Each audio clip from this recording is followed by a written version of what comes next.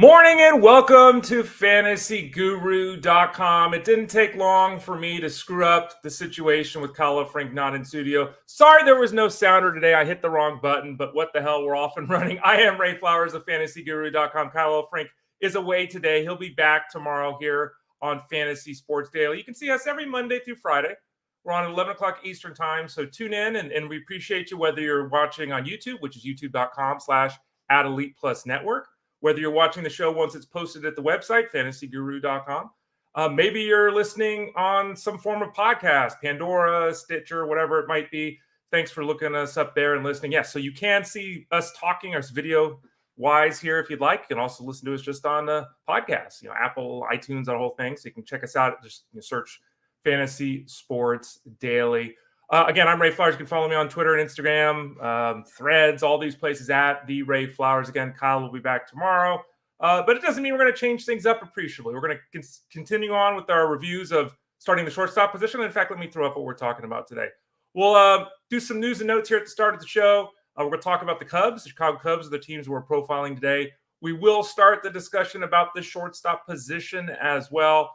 And then you see it there, the preview of the Elite Sports Game Time show. What the hell is that? Well, I'll tell you in a second, and I'll hit on it later as well. And you'll note there in red, coming up in about 10 or so minutes, you know him as Patio Joe. Patio Joe will be joining us here. He and I have done a series of articles on head-to-head. We kind of had head-to-head week. We talked about it a lot here on the show.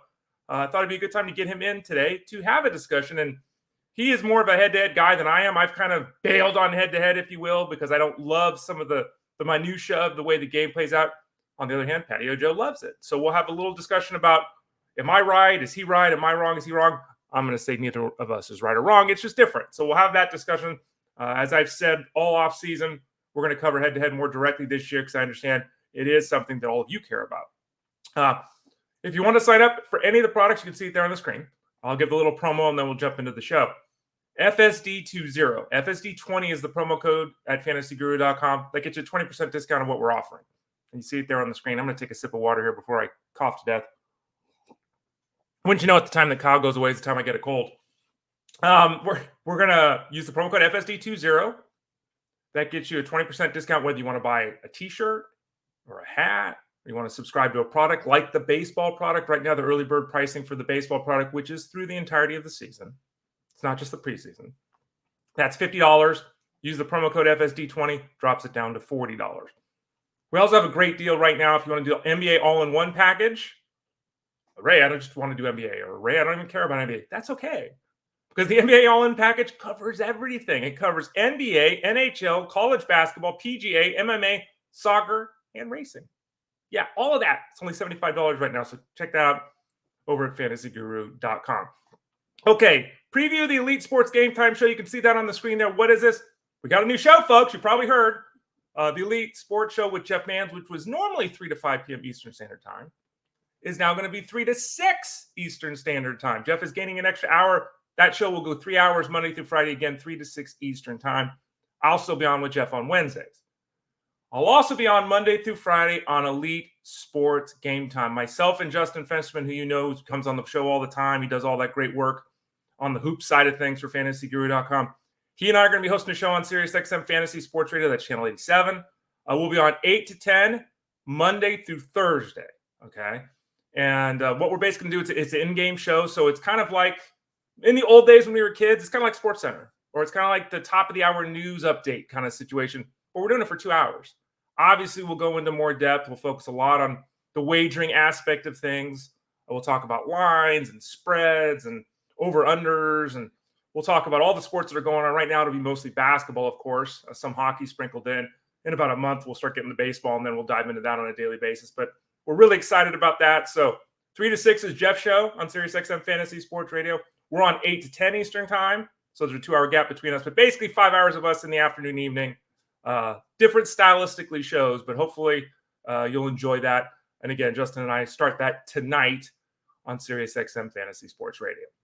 Okay, let's talk a little bit about some news and notes here before we bring in Patio Joe. There's a lot going down in the world of fantasy baseball. We're updating the rankings constantly. People ask me this all the time. The rankings are updated as needed, okay? And that frequently at this time of year is on a daily basis. because of the fact that obviously we've got guys reporting. We learned last week, we learned everyone on the Orioles is hurt, right? Adjust the rankings. We're hearing guys are adding pitches, showing up in great shape. Guys are still being signed. We still have a bunch of free agents out there. So the rankings are updated almost on a daily basis at this point. And that will continue up until the start of the regular season. Once the season begins, the rankings will be locked for a month. But on the first of every month, all season long, May 1st, June 1st, July 1st, August 1st, and September 1st, all the rankings get redone. All of them. So all 600 players get re-ranked. So check for that in season. That's another thing you get in addition to Discord, in addition to all the articles from me and the staff like Patio Joe. You get the ability to have those rankings updated every month. So check that out. But right now we're basically updating them every month. And, you look at kind of what's going down right now and, look in the last 24 hours or so. Here's some of those news stories. You see Buster Olney is reporting that Liam Hendriks has agreed to a contract with the Red Sox. It's a 2-year deal. It sounds like a best case scenario for Hendriks coming back from arm issues and his health issues as well. A best case scenario will probably have him back in the second half of the season. So I don't know how much direct impact this has on we're going to trade Kenley Jansen now, but clearly they're planning for the Kenley Jansen trade because they think Liam Hendriks with health could fill that role in the 9th inning. There's still a lot of rumors out there that Jansen will get traded before the start of the season. So that is an issue that we are paying close attention to. It's very likely where he ends up, he'll be the closer and a threat for 30 saves. If he is dealt, who do the Red Sox turn to while they're waiting for Liam Hendriks to get healthy? John Schreiber was traded over the weekend, so he's no longer an option. So that's one of those stories that has, multiple levels to it, and we'll continue to focus on that. We'll discuss it here on the show. We'll update the reliever rankings, all of that over at fantasyguru.com as well. Whit Merrifield went to the Phillies. He signed a 1-year deal for $8 million. Merrifield is slowing down. He's not the hero he was 2 or 3 years ago, but he's still effective. He's very much been a volume guy, and that's one of the concerns we have heading into this season because we're hearing super utility. We're here. He's going to play some second base, going to play some corner outfield. Guys get hurt. Okay. When Merrifield somehow finds his way to 550 plate appearances every year, could easily do that again this year. But if the Phillies stay healthy, it starts getting a little tight. Maybe the 550 plate appearances is 500 plate appearances. Maybe it's 475. And that starts digging away at Merrifield's value because he's not just a steals guy at this point, but he's quickly going to that area, and he's going to be a steals guy only if we're seeing the 615 plate appearances drop to 503, because he's just not going to get enough plate appearances to rack up the big numbers that we're used to seeing from him in the counting categories, especially the run scored column. Where he hits in the order will have a huge impact there too. Not likely he's hitting first or second for the Phillies, right? He's probably going to be in the bottom third of the order most of the time. So he's one of these players that, you can draft late in a mixed league, really late in a mixed league. Maybe like an injury happens and all of a sudden he's playing every day and stealing 35 bases for the Phillies. But there are roadblocks to him getting there at this point of his career. Baty of the Mets, we're hearing a lot, and there'll be an article out this week at fantasyguru.com talking about pitchers that have changed their repertoire. They've gone to drive line, they've added a splitter, all that kind of stuff. We'll track that. There'll be an article later this week at fantasyguru.com. Baty is a player that's on the other side of things, obviously, third base prospect for the Mets, struggled at the big league level. He's changed his swing mechanics up. So we get more of the pitching changes than we do of the hitting changes, generally speaking, at this time of year. But that's something to watch because that youngster was kind of a can't-miss kid. He missed last year. Happens a lot of times for players at the start of their career. Not a death blow by any means to his entire career or anything like that. But the Mets are doing a lot of searching, signing a lot of platoon kind of players at the corner infield spots, and we'll see how the youngster is able to impress or not impress this spring. You look at Hyun Ryu, who's way down in the rankings at fantasyguru.com at the starting pitcher spot. It's unclear if he's going to return to the big leagues or if he's going to go and play in the Korean baseball organization. Hopefully we'll get some clarity on that now. Again, there's still lots of players that haven't signed. And I know a lot of them are the big name guys like Snell and Bellinger, but there's still a lot of pitching teams that need pitching. They always need pitching. Will Ryu apply his skills here or will he go across the sea?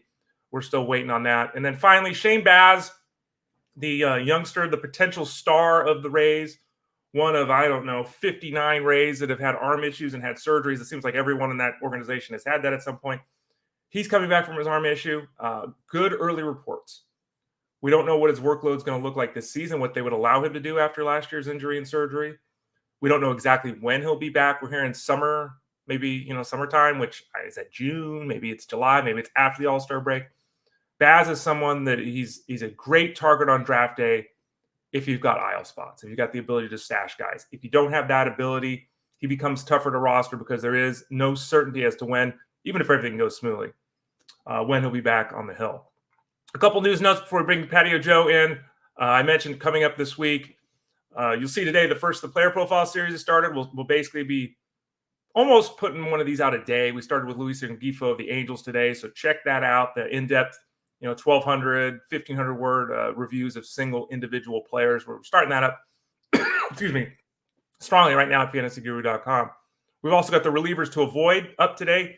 Tomorrow will be the relievers to target, of course. We'll back end that. A couple more player profiles coming up. And then we'll start to look at the home run. We've been trying to do things by the week, right? And this week is kind of home run week. So we'll have like 4 or 5 articles talking about the home run from a variety of angles, both for the pitching and the hitting side. So hopefully that's intriguing to folks. And so that's kind of a look at a peek ahead at what we're doing at the website. What we're doing here, obviously, is we're continuing to go through the shortstop position. We'll hit on them later and continuing our daily look at each team. We're up to the Cubs today because we're going in alphabetical order. So it's pretty easy to find out where we're turning to next if that's something you're interested in. Okay, let's get rid of this. Let's bring you back in. I mentioned that we kind of have done weeks at a time here. One of the weeks that we have done previously was greatly centered around the gentleman that we're about ready to talk to here at fantasyguru.com on Fantasy Sports Daily. And that's Patio Joe. You know him. You've seen him around. You've seen him in Discord. You've heard him on the radio show calling in. He's now part of the crew over at fantasyguru.com if you aren't aware of that. He's written a bunch of articles in this preseason talking about the head-to-head game. And that's why we wanted to bring him in today to have a discussion that hopefully you will enjoy around that. So we'll bring him in right now. Patio Joe, how you doing? Thanks for showing up, all the salutations and all that. Really appreciate you coming on today. Thank you. I'm doing very well. I am very excited to be on here. Like you said, I was a caller of the show. I've been listening to you probably since you've been on Sirius Fantasy Sports Radio. I've been driving.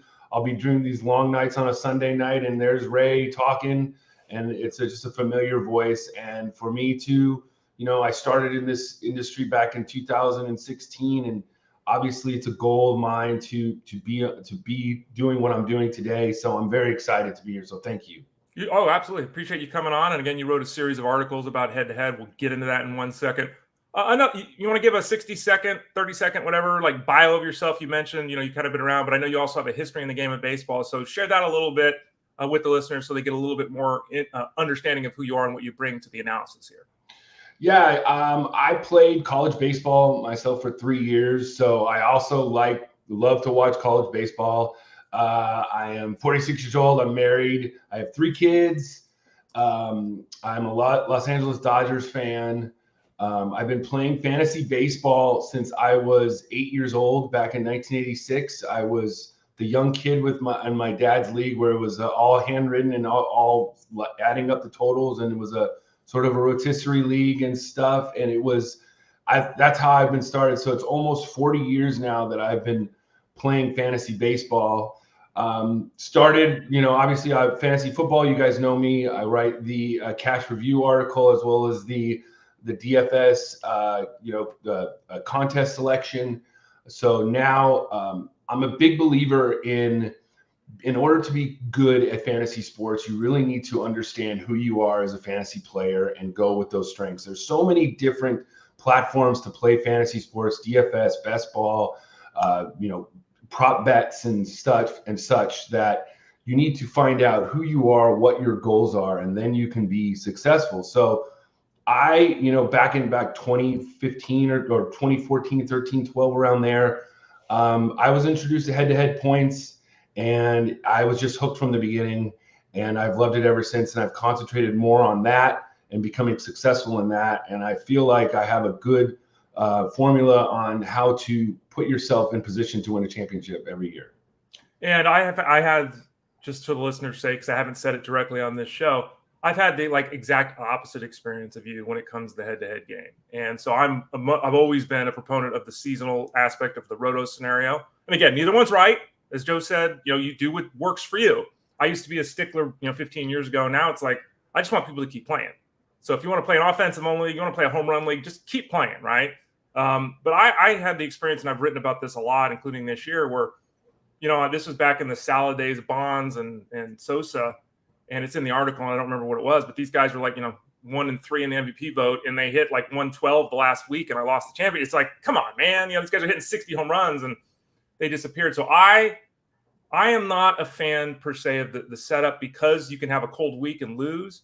I think on the flip side, that's why a lot of people like it, Joe, because, they say to themselves, look, I'd be in 11th place out of 12 teams, starting August, I'm done. But if I'm in a head-to-head league and I'm keeping pace, right? As long as I make it to the playoffs, I've got a chance. So you think the juice is really why people favor it more? Or is it more about just the weekly scenario where you can beat your brother, you can beat your sister, you can beat your boss? You think it's a little bit of both, or does one have sway over the other? I think it's a combination. I also think it's a lot like fantasy football. So the common people, like they realize the head-to-head aspect, the head-to-head points of fantasy football. So it's easier to transition maybe a newer player or somebody who's like a little bit, they know about the negatives to the rotisserie league, and like, I don't really want to do that. Well, let's try this out. This is just like fantasy football. And I've said this many times. I've called them, says, I love the fact that we have a Sunday night. I might have my pitcher going on Sunday Night Baseball, and I need him to get 30 points. So now you're locked in. I need to get this and that. You know exactly what you need. Sort of like, Monday night game in football. I need to get 2 touchdowns. I need to get 14 points to beat my opponent and stuff like that. It makes it a little bit more interesting on a day-to-day basis. But I do agree with you. At the end of the season, there's been many times where I've finished first in the league, and I just, the championship game, I lose it because of, they sit pitchers, and they it's definitely a process that's frustrating at the end. But I feel like if you can just keep your team in position to get there, good things will happen. Let's set some baselines here, because I always think that's important, because there are so many different ways to play. Some people have 5 outfielders, some have 3, some it's a 10 team, some it's a 14 team, whatever it might be. Kind of lay out your basics, Patio Joe, of what you think is the right way to do it. If you were setting up a league, this is how you would do it. If I was setting up a league, I would definitely have a, 3 outfielders, 2 utilities. I would have a middle infielder as well as a corner infielder. I'm not really into 5 outfielders in that, but I do like to have more hitting, because most head-to-head points leagues do weight pitching more than they do hitting. So you need to have more hitters in your lineup in order to kind of balance that out. As when we flip to the pitching side, I definitely like having 3 or 4 starting pitching spots, which actual SP, and then I like to have at least 2 RP slots for relief pitching, and then 3 or 4 just other pitcher spots that you can choose if you want to have starters or relievers, depending on how the league is set up. Now, I also like leagues that have holds as a point value too. I just don't like the saves category. Holds will bring in your setup man and make it more interesting, and kind of make the player base bigger if you can go after those setup guys too. I think this is one of the areas we disagree, is the setup, because for me, I think, let's say we're using 8 or 9 pitchers, whatever it is. I want pitcher spots. I want the ability to say, look, the matchup this week, this other guy's got 5 banging starters. I need to focus on that. This guy this week, he doesn't have a single reliever. Okay, well, cool. He's got, the leading reliever, where July 15th, the leading reliever on his team got 3 saves. All right, I can totally dominate in the relief. I like the ability to manage both the waiver wire and my roster that way. Talk to us a little bit more about why you want definitive starting spots and definitive reliever spots, because what I find, based upon the questions I get around this scenario, is that people aren't really even interested in starter. They want the guys to do both.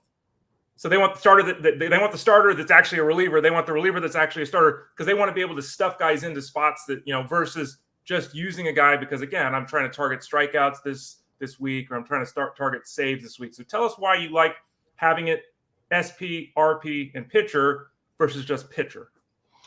It's weird. I feel like maybe the majority of the head-to-head points leagues I've been in have just been set up that way. So maybe I've just become accustomed to it. I did play in one league where they just had 9 straight pitchers.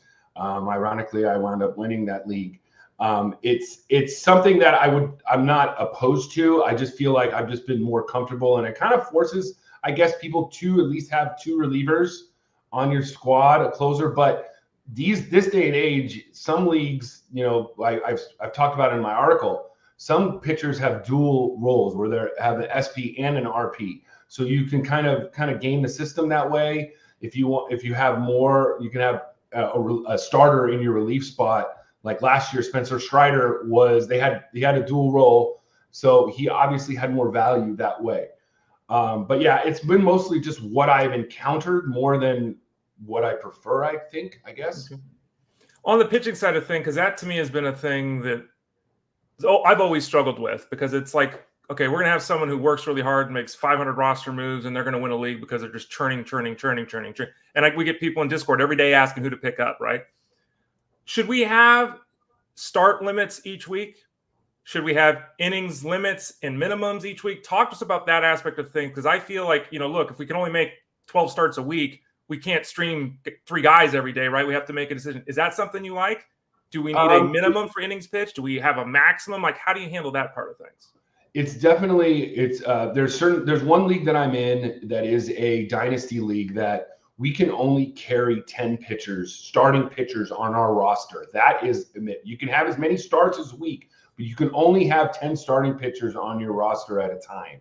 So it does kind of hamper your strategy if you're wanting to stream and stuff. I believe that there's leagues where you have a maximum amount of moves per week that you can make. Obviously, if there's a daily waiver wire or daily moves, we want leagues where you make daily moves. We don't want head-to-head leagues, head-to-head points leagues where you make your lineup on a Sunday for the rest of the week. That's just not. It's kind of archaic, and I really don't suggest playing in those leagues.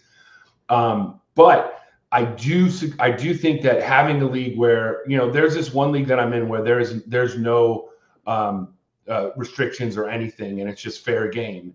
And it's a wonder that I've lost probably 2 times in like 3 years in that league, because you can, in head-to-head points leagues, it's about knowing the settings and understanding that it's the game, that's the game that we're playing, not a baseball game. We're trying to score as many points to beat your opponent that week. So if the commissioner wants to set it up haphazardly and not put in any thought into it, there's definitely advantages you can take from that. I like a league that is set up to where you have a maximum amount of moves per week, 4 or 5 at the most, and leaving it as that. Starts, I think you need to find a platform that can have that capability to know when you've gone over starts. I've been in leagues in ESPN leagues where they have starts, but yet on Sunday, if you haven't gone over that amount, for some reason they let you go over that amount if you have 5 guys going. It's so weird if you're going to do it. So I kind of shied away from that. But I do think that it's okay to be in a league that you can only have 10 starting pitchers too. Okay. The big elephant in the room, and I really wanted to lead with this, but it doesn't make sense. We're trying to, create a story and talk about this here. We got to talk the waiver wire. Okay. And I agree with you completely. I'm in a ton of leagues, industry leagues, where you set your lineup on Monday and that's it. And I can't tell you how many times that you get a guy injured on a Tuesday and you just take 6 days of zeros. And it's just stupid. It's just dumb, in my opinion. I think you should be able to adjust your lineup on an everyday basis. If you don't want to do it, you don't have to do it. Set your lineup on Sunday night and just leave it all week. That's cool. It still works. But I want to be able to use my roster appropriately. And it sounds like you agree with that. We should be able to manipulate our roster on a daily basis. Okay. Let's take the next step to the waiver wire. For me, and this again was another problem I had when I played head-to-head, is, the last time I played head-to-head, there was a guy that I think he ended up like 511 moves. Like, I'm not exaggerating. Like, he just went nuts. And this was 20 years ago. So, like you said, you've instituted rules. You can only make 4 or 5 changes a week. I want people to have a roster that they have to work with. Okay. And to me, when you have open waivers all week, even if you can only make 5 moves a week, if you have open waivers all week, part of the game to me is, if my second baseman gets hurt, I need to have a second baseman on my bench that I could put in there. If my catcher gets hurt, I need to have a catcher. You know what I mean? If I lose home runs, I got to have a guy on my bench that hits home runs. So it's about roster construction more so than it ends up being at times where the waiver wire is just open. It's like, I lose my second base, stay cool. I'll just run to the waiver wire tonight, right? So what I end up seeing is, and you know this because you've written about this, what I end up seeing is teams have like one offensive player on their bench, and it's all pitching. Because I can just go to the waiver wire tomorrow and replace any guy that gets hurt. To me, that it's kind of a bastardization of the process, because we're trying to approximate a real Major League Baseball team as we're playing this game of fantasy. I know we're completely different on this, so lay out your reasons why what I just said is something that you don't agree with. Well, I'm always like, you use your IL spot. So if somebody gets hurt, you move it down and opens up a spot that you can pick up on the waiver wire. What I'm in is everyday thing where your team's going great on a week. I like to maximize my spots by having, I don't like having dead points that I spoke about in my article. I don't like having those guys on my bench that are scoring me that hits a home run and I'm losing that point. If I can throw that into a reliever that I can throw into one of my pitching spots that is going to get me a hold, that is going to get me another save or a couple innings that will get me 8 to 10 points a few times a week, that is better and more beneficial when you're trying to beat your opponent on a weekly basis. I do suggest having utility guys on your bench that can play multiple positions. That is huge. If you have one or two guys as your hitters that can play a middle, a corner, and an outfield, that's like exactly what you need. Somebody gets hurt, or somebody takes the day off, it's an easy switch. Another reason why I like it is we play in a lot of leagues. If we have a lot of daily moves, knowing that unless there's an injury, your batters are staying the same. All you got to do is go in and make sure you have certain starters going that day or what relievers you want in there, and then you can move on to the next team. If you're somebody that has a lot of time, maybe that's something great. I'm a big believer in is just drafting a really good core of hitters, and those are your hitters. If an injury happens, then we'll make an adjustment at that point. But I like to just leave him there. I don't like playing the guessing game, like, this guy's got a better matchup today, I'm going to bench him, do that. Now we're getting in almost a DFS kind of territory at that point. And, it can work sometimes, but most of the time it doesn't. And you kick yourself like, I should have just left the player in there and not worried about it. When we talk about handling pitchers, because that to me seems to be a real focus here, right? Much less so on the offensive side of things. It's the daily matchup for pitching. It's playing your opponent and looking at how they've got their roster constructed and all that. How do you handle pitchers at the draft? Because one of the things that I've also seen through my experience here is that, and I've used the term invalidate. You don't invalidate the draft, but when you do a head-to-head league, there's not much incentive once you're beyond your top 3 or 4 guys to hold on to these guys, because you're looking for 2 starts. You're looking for advantageous matchups. If your league is very active and everyone's kind of streaming pitchers, guys are always getting dumped that you can pick up. Does that change the way you draft pitchers? Do you wait on pitching because you say to yourself again, Spencer Strider, Garrett Cole, yeah. But once we start getting to SP5s and 6s, I'm going to be using this guy for 12 starts this year. I'm not going to be planning on him making 28 starts for my team. I think that it depends on how the league is set up. Too many leagues are set up that really, really favor the pitching over the hitting. And in the league that I run, I raise the hitting values more.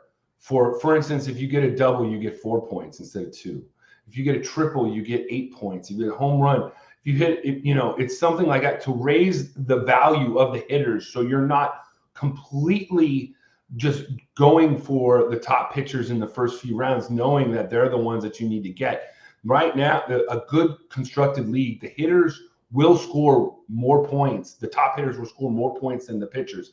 I still like to have 3 starting pitchers in my first 7 rounds if you're doing a startup. Obviously, Dynasty Keeper, there's other things like that. But if you're doing a startup, I personally like to have three pitchers in my first seven rounds, just a good start, and then go from there, because some leagues are different.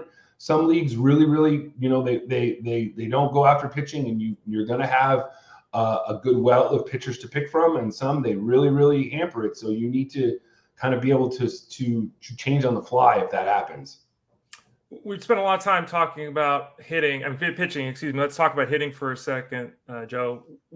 Is there a style of hitter that you're looking for when you're building a team here? You mentioned positional flexibility, which obviously is important. Are we ignoring guys that are fast? Are we centering on guys that have a lot of power? Is it merely about, do you play every day? Like, what are some of the traits, the overall traits, not necessarily the players, but the traits we're looking for on the offensive side of things in head-to-head setup? We're looking for traits that don't give you negative points in so many ways.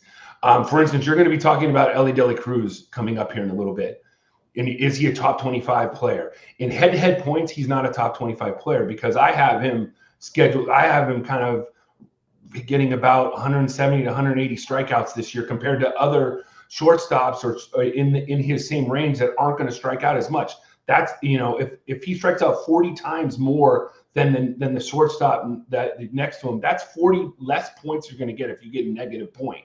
So I'm looking at guys that get on base and that don't strike out a lot. Now, obviously, the power hitters are going to get it, but they make up for it in different ways. Now, if you have a league that's constructed where they're giving you more than 1 or 2 points for a stolen base, then the players like Esteury Ruiz come into play because you can get 4 points for a steal. You can get more points like that. But if you're only giving 1 or 2 points for a steal, that's not going to make up for it, in my opinion. So really, I mean, you can boil it down to, we always say know your league rules and your setup and everything like that, but it's with a capital V, vital in a head-to-head league that's points, that you're checking all the little details. Because I ask this, people ask me questions and they probably get annoyed with me over in Discord because I ask a question and I have a follow-up and I'm like, look, I'm not trying to be a jerk here. I'm trying to give you the right answer. And like you're saying, if it's a half point for a strikeout or a full point for a strikeout, that changes the value. If it's 1 point for a steal or 2 points for a steal, that changes. And we're talking, 40, 50, 80. It's a huge gap when you talk about guys scoring 400 points over the course of the season. So is that like really not the number one thing, but is that really the number one thing that you've got to go through it and make sure that you're tailoring your decisions based upon that scoring system? Yes, you need to know the settings in a head-to-head points leagues because everything's a little bit different. I don't think that there's a industry standard when it comes to head-to-head points leagues. So you need to just really understand the settings. It's really, really important. And you have to understand that you are trying to score more points than your opponent this week, not get more stolen bases, not have more wins, not have more of this. If there's one quality that you want in pitching, it's probably you want a quality starts. You're looking for innings. You're looking for what's going to get you points. That's what you're trying to understand. It's not how many this can I accumulate and, oh boy, it's going to look great. Now I got 20 stolen bases now. No, it's not how it is anymore in head-to-head points leagues. Patio Joe, Ray Flowers here on Fantasy Sports Daily. Really appreciate you taking the time to sit down and talk about this. Again, there's articles that Patio Joe has written in the draft guide over at fantasyguru.com. He'll be part of the team through the season. He'll be writing a column every week. I think we're going to have him tackle the Fab article on the weekend. So he'll be someone that you'll be asking questions at Discord and all of that. Speaking of that, Patio Joe, where can people find you in Discord? What's your handle there and where are you at on the social media world? I'm at Patio Joe on Discord, and at Twitter, I'm at Patio Joe Ref. Pretty simple. I like it. Simplify things. I used to have different ones myself, and it's like I'm streamlining this because I want people to be able to find me. So there we are. Patio Joe, appreciate you coming on. Thank you. Anything that we missed? Do you want to hit on before we let you go, or do you feel like we did a pretty good job of kind of covering this, at least canvassing this as an opening salvo? I think it's great. We can talk about this all the time.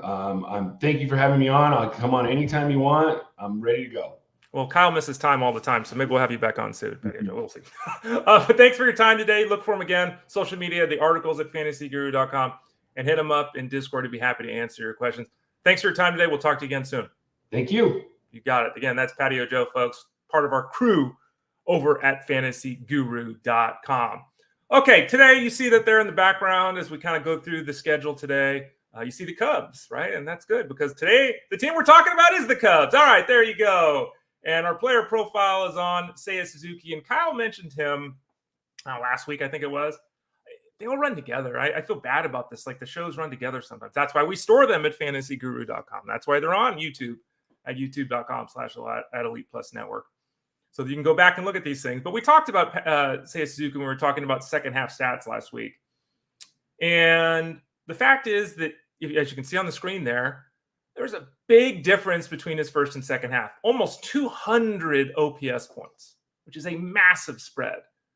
Interestingly enough, the numbers in year 2, I think, were much more indicative of the expectations coming into year one. 14 home runs and 9 steals as a first-year player in the States. There are people that were thinking 2015 was kind of the floor here for him. Didn't happen. In year 2, it didn't happen, so he didn't steal the bases, but the bat played as expected. And that brings up, the scenario of the players coming over from foreign countries and how the game is different, the baseball is different, the schedule is different, the style of play is different. Like, there's all these changes, and it's very difficult to get a handle on the imports. And again, Suzuki, I did a player profile on him last year. Everyone was doing it, videos. We were analyzing all these things, and it just didn't happen as a rookie. But in year 2, it kind of did. Now, it was strongly weighted by that second half, as we're looking at here, and as we discussed when we talked about the second half last time out. It's tough to say. I don't think that he's a 750 OPS guy, Seiya Suzuki. Is he a 940 OPS guy? I don't think he's that guy either. I think in this case, we've got an 842 OPS overall. His career number is 811. I think that's really who we're going to get. So if your expectations are you're getting a superstar, I think you need to dial those back.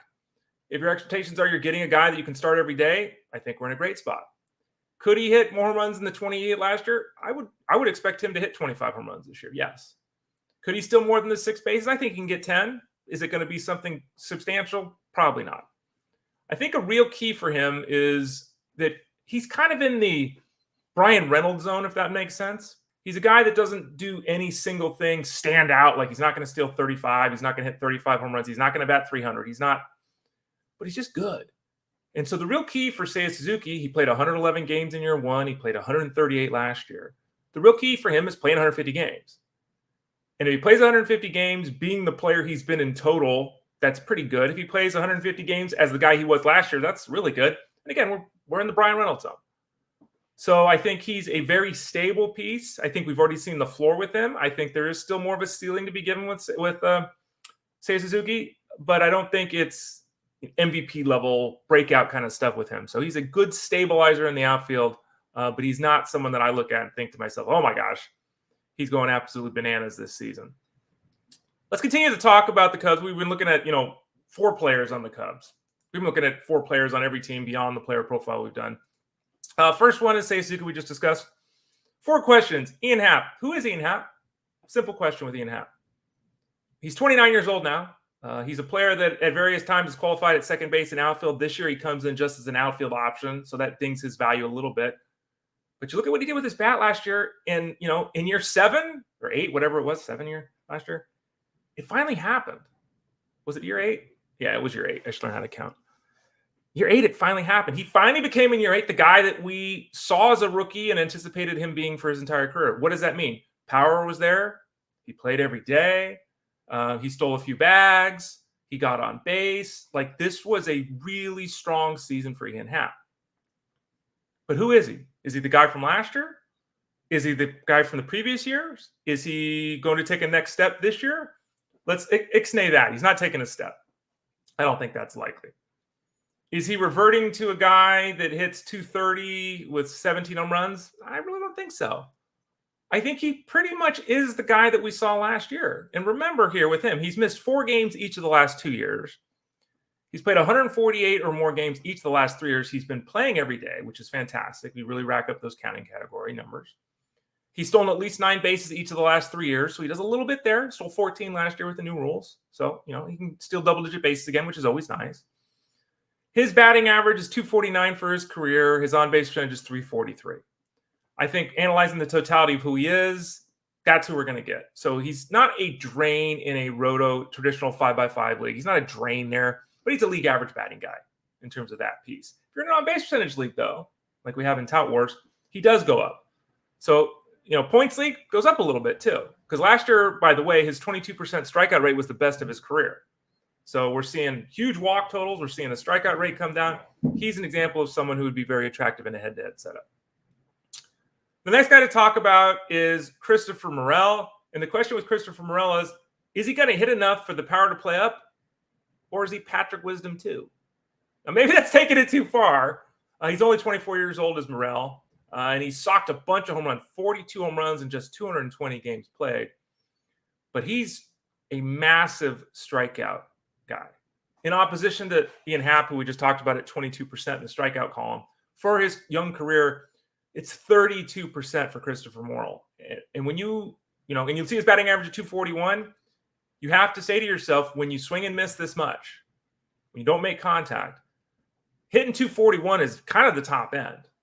And the problem with this approach, and we've even seen it with him, there's been times where he's been white hot and one of the best hitters in baseball. There's been other times where he's hit 201 for 2 weeks. You run into the potential of the Joey Gallo-ness, if you will, of Christopher Morel. The fact this player in a head-to-head setup, he's a poor option because there are going to be weeks where he hits 3 or 4 home runs and drives in 9. There's going to be other weeks where he bats 168. And he has been very streaky.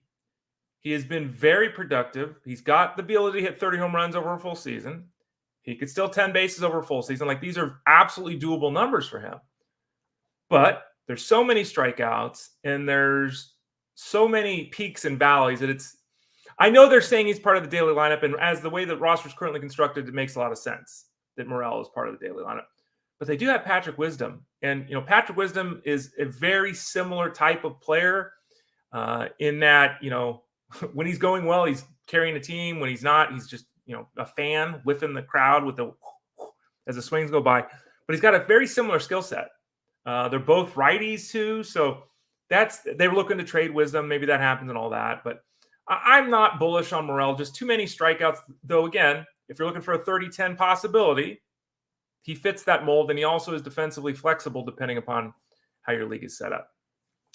Next guy to talk about is my breakout pitcher of the year in 2023, and it's Justin Steele. The question is there simply, can he repeat what he did last season? And I find myself in an odd position because last year I said, Steele or bust. Like he was my breakout pitcher of the year.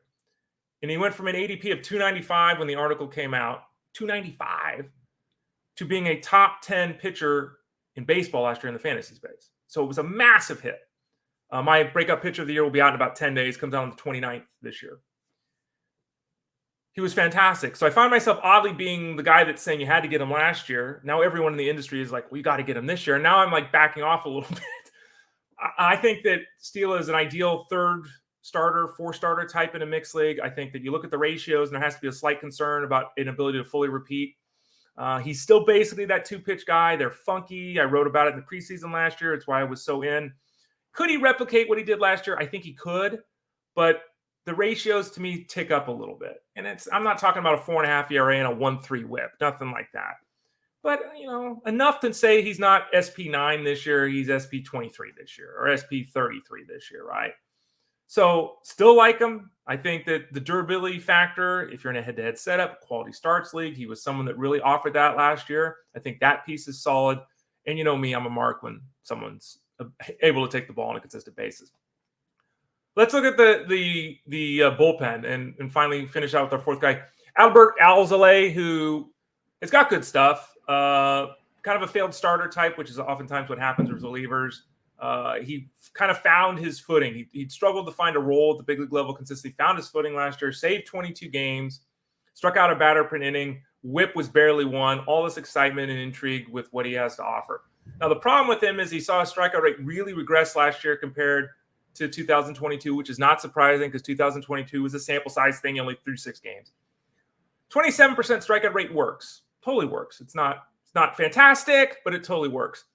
He really makes up for the lack of dominant strikeout stuff with the ability to keep the walks in check, right? And that's very intriguing. Last year he had a 5% walk rate. So, you look at his strikeout to walk ratio, it's 21%. So it's a really strong number. Could he replicate the success he had last season? He could. And there are options, one we'll talk about in a second. There are some options in this bullpen for the Cubs. But, as a 29-year-old who's kind of, gone beyond the point of this guy's going to ever become a dominant force, Alzolay is also someone that they could utilize in the first half and then potentially trade the Cubs. And if they did that, he'd likely go into a setup role. So something to keep in mind with him. I don't think it's smart to, again, expect a replication of the ratios with Adbert Alzolay, but I do think it's quite possible that he has another very useful fantasy season, racking up 20-plus saves for the Cubs. Player to target with this team is Hector Neris. Neris is another guy who's not replicating his ratios from last year, but he's been one of the more consistent season to season, not week to week. Week to week, he's all over the place. but season to season, one of the more consistent setup men in baseball. There's a not high likelihood, but there's a potential scenario here where he ends up taking over the 9th inning from Alzolay. His ADP right now is in the 550s, 560s, something like 567. I'm looking at my notes. No one's even drafted him. So he's someone to take a chance on if you're in a really deep league as your last pitcher, or basically just put him on your watch list. And then the player to avoid is Christopher Morel. We talked about him earlier.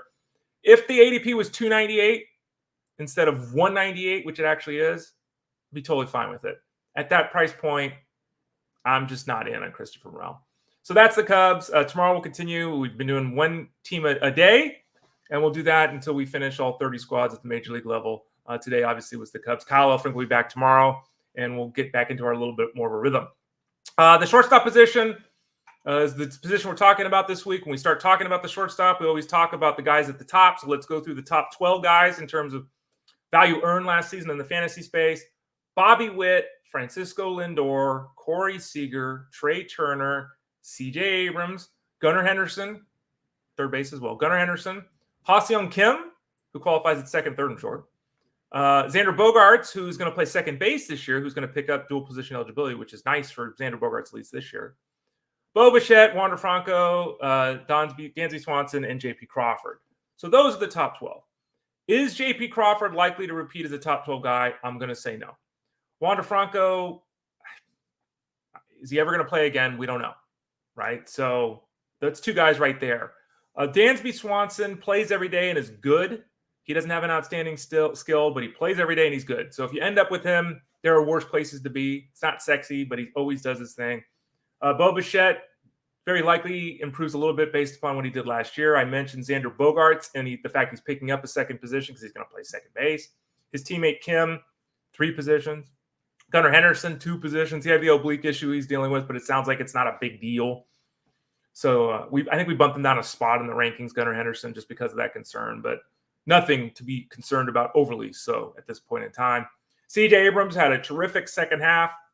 I told the story many times, including on podcasts last year. CJ Abrams has always been my guy, always been my guy, always been my guy. Almost exactly at the point last season where I said, it's just not going to happen this year. Like, there's just too many negatives. Almost at that exact moment, it happened. So hopefully you didn't drop him if you had him. I apologize if that worked out, because as soon as I said that, he started doing exactly what I thought he always could do, which is so exciting. He's got a really strong hit tool, can steal bases. Ended up as number 5 guy last year with this great run last half of the season. So very bullish on him again this year. Trey Turner, we know what we got there. Corey Seager is going to start a little bit late because of injury. They're hoping he's ready for opening day. Francisco Lindor and Bobby Whit, 30-30 kind of guys, as we saw last year. Interesting, Lindor, and I always find this interesting. Lindor said he wasn't at 100% physically last year, which is fascinating to me. When these guys make these claims, it's like, you went 30-30. And then our inclination is, well, if you weren't fully healthy, maybe you go 35-35. Don't play that game. You know, don't do that to yourself and expect 35-35. Even expecting 30-30, like everything has to go right. So understand what players are saying when they make comments like that. Before we shut things down here on the show, the article today, and again, the draft guide at fantasyguru.com is available right now. Every single day until the start of the regular season, there'll be a new article. It is a draft guide because that's what we call it. In reality, it's a full season product. Use the promo code FSD20. You see it on the screen there as well. FSD20, use that. You get 20% discount off the early bird pricing. Drops it down to $40. I honestly, hand to God, I honestly don't know when we're going to adjust the pricing. Okay. So get in now because the pricing is likely to go up in the preseason. The closer we get to opening day, the more the price goes up. And you can still use the promo code FSD20, get the 20% discount. Okay. But you might as well get the discount off the early bird pricing. So check it out right now. The article we're talking about right now is Old, New, and Next. Let me see if I can get the picture up. There we go. Get the picture up on the screen for those of you watching on YouTube or at fantasyguru.com or even on X. We're also on there. We live stream on there while we're doing this. Basically, as you can see there, this is just kind of a quick overview of where teams are at. Old, New, and Next, basically what it sounds like, right? Who's an old guy that, you know, the age is creeping up, declining skills. Who's the new guy, someone that really established himself last season. And Next, obviously, is someone that could make an impact in the near future, hopefully as early as this season. And I did this for all the divisions and all the teams, and you can see there the AL Central on the screen. So that's the teams we'll just talk about today, but this is the same thing we've done for all the squads. There's a write-up too. It's not just, hey, there's the player's name. There's a little bit of a write-up with some description as well. So it's a full article. It's not just a chart. You can see there, guys like Bieber and Paul DeJong. The White Sox are interesting because there's no real old guys on the White Sox because they're not very good. And like Paul DeJong, like no one, who's the hell's drafting Paul DeJong? But he's going to be their starting shortstop until Montgomery is ready, right? So had to throw someone on that list. So he's the guy. The Twins are an interesting one. We talked last week about Royce Lewis when we were discussing the third base position. He's the new guy. He's the guy whose ADP is, inside the top 60. Like people are looking at him and seeing what he did last year in the regular season and then into the playoffs. And they're thinking this guy can be an absolute superstar. He can go 30-20. He can do it as early as this season. So he's the new guy. It's a lot of expectations for a guy that's had a lot of injuries, as we discussed last week on the show. The next guy is Brooks Lee, one of these can't-miss kids. You can find discussions about him in the rookie section of the website. Go to seasonal at the top, articles, rookies. That brings up our top 50 for the year. That brings up our scouting reports. You can get more on Brooks Lee there. And then the old guy, and this one, Byron Buxton. We talked about Buxton, I think it was last week as well when we were talking about Royce Lewis. Buxton shows up in camp. He says his knee feels great. Hasn't felt this good in years. I hope it happens. Okay. But when it's year after year after year after year of it not happening. Now, let's look up his ADP right now. How far has it fallen? I'm going to talk at the NFBC's ADP. See, here's the thing. In the month of February, and this is lower than it's been, of course, in years, but a $242 cost for Buxton. I'm okay with that, but, because you look at the guys that are around him, and it's Jung-Ho Lee and Ryan Jeffers and, Junior Caminero and Elias Diaz. Like, when you're in that zone of players, sure, take a chance on Byron Buxton. But you just can't. Don't do this to yourself. Say he's going to hit 35 home runs and still 19 bases. Just don't. If you're okay with taking Byron Buxton at that price point, if you're okay with the understanding that the odds, the over-under for games played, and I'm not looking at the sports book, but what is it, 81? Like legit. If you're okay with that, and the volatility that he's going to bring physically, with the understanding that he is a dynamic baseball player, then have at it. But understand the situation you're putting yourself in, because there are a lot of risks that we're hoping on just that little tiny payoff. So again, old new next. It's up at the website right now. We go through all the teams. There's a chart there. Then there's a little bit of a description of what these guys are, who they are, all that kind of stuff. So you can check that out. I mentioned earlier that it's kind of home run week, so look for those articles to start to come out at fantasyguru.com. We started our player profile series officially today with Luis Rengifo. That's up over the weekend if you missed it. What is left on base rate? What is this strand rate you hear from time to time? Article about that. What is batting average of balls in play? Well, you probably know what it is, but what do you really need to know about it? How does it work? How can we utilize it as a tool in the fantasy space? Some people do it well. Some people do it wrong. So make sure you read that article on batting average of balls in play, because I think that's a great starter point for people that may rely a little bit too heavily on batting average of balls in play and may not completely understand what it also means. So there we go, folks. Don't forget tonight to tune in to SiriusXM Fantasy Sports. We're going to get starting this afternoon. The Elite Sports Show with Jeff Manns is now 3 to 6 p.m. Eastern, Monday through Friday, and an extra hour each and every day of Jeff Manns screaming and yelling. We'll have a couple-hour break, and then starting at 8 o'clock to 10 o'clock, Monday through Friday Eastern time. So 8 to 10 Eastern, Monday through Friday on SiriusXM Fantasy Sports Radio, Channel 87. Myself and Justin Fensterman will be hosting Game Time. So check that out. It's a live show. We're going to be talking about what's going on in the real world. Right now, we're going to kind of do an intro because basketball's on a break. Baseball hasn't got started yet. So the first couple shows are going to be more of a talk show form that you're kind of used to. But later this week, when basketball picks up, we'll be talking about, Kevin Durant in game. We'll be talking about Dame Lillard. He just hit a 3 to win a game. We'll be talking about Steph Curry, and he tweaked his ankle. What does this mean? Does Klay Thompson, who's missed time lately because his skills are eroding, does he have to take on a larger role for the Warriors tonight as well as moving forward? We'll be breaking things down live in game. We'll even have audio, like, someone hits a home run, here's some audio. Someone hits a game-winning, 3 from the corner falling into the seats, here's the audio. Justin and I, again, will be on every Monday through Thursday. No Friday, every Monday through Thursday. Check this out on the Elite Sports Game Time Show. So there it is, folks. Thank you so much for listening again. on YouTube, youtube.com/@ElitePlusNetwork. At fantasyguru.com, you can find the article. Don't forget, the article, the video, if you will, depending upon how you want to break that down. You can always find us on iTunes, on Google Podcasts, on Pandora. Search Fantasy Sports Daily there. And we're here Monday through Friday, 11 o'clock Eastern time, live if you want to ask us questions. Sorry I didn't get to many questions or thoughts today. I'm doing all this stuff myself, so it's a little bit of a challenge to navigate all that. But thanks, Brian, Greg, David, D-Money Sports, all of you, Ivan, all the folks in the chat room. Really appreciate you listening here. Don't forget to hit us up over in the Discord at fantasyguru.com if you have any questions as well. The whole team is there 24/7 helping you answer the questions that you need to have success. So use that promo code FSD20.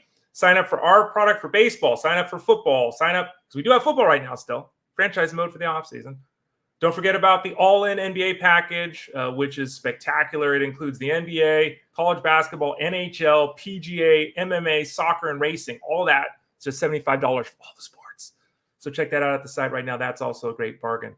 Tomorrow, Kyle Elfrich will be back, as you can see there, 11 o'clock Eastern, Monday through Friday here on Fantasy Sports Daily. Appreciate your time today. We'll talk to you soon, which is tomorrow, 23 hours from now, in the words of Kyle Elfrich. I'm Ray Flowers for fantasyguru.com. You've been listening to Fantasy Sports Daily. Take care.